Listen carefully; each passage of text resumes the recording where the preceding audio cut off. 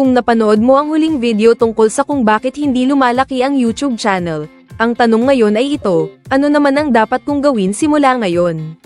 Sa video ko na ito, ipapakita ko ang mga unang hakbang na dapat gawin ng isang nagsisimulang creator para gumanda ang takbo ng channel, kahit maliit pa ang views, kahit kaunti pa ang subscribers. Ito ay hindi advanced strategy. Ito ang tamang pundasyon na madalas hindi ginagawa ng beginners. Unang hakbang, piliin mo muna ang isang problema na tutulungan mo.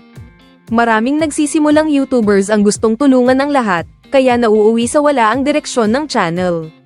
Hindi mo kailangang gumawa ng maraming topic.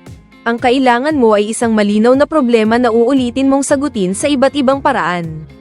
Kapag malinaw sa iyo kung sino ang tinutulungan mo, mas magiging malinaw din ang content mo para sa manunood.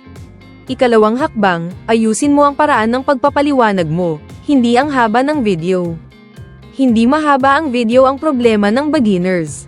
Ang problema ay hindi malinaw ang paliwanag sa umpisa. Kung sa unang minuto pa lang ay naiintindihan na ng viewer kung ano ang matututunan nila, mas tatagal sila sa panunood.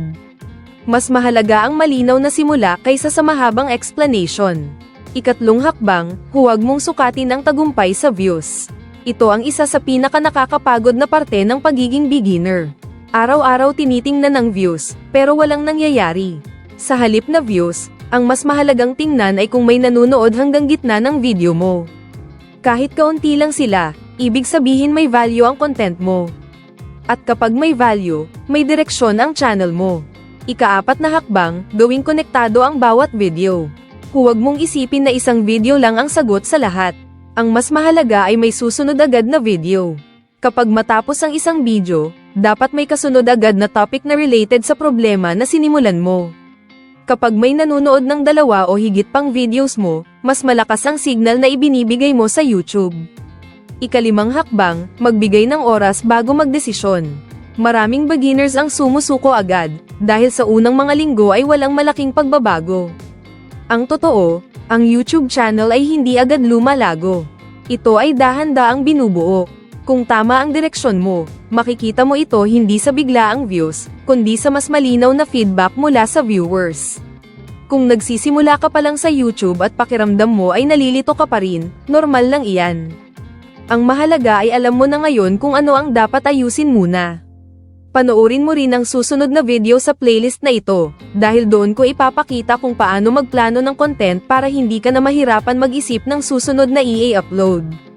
At kung may tanong ka tungkol sa channel mo, comment mo ito dahil sasagutin ko ito sa susunod kong video. Kung nakatulong ito sa iyo, mag-subscribe ka para sa mas malinaw, mas madaling sundan, at mas praktikal na YouTube tutorials para sa mga nagsisimula pa lang. Hanggang sa muli mga ka-Diyosa.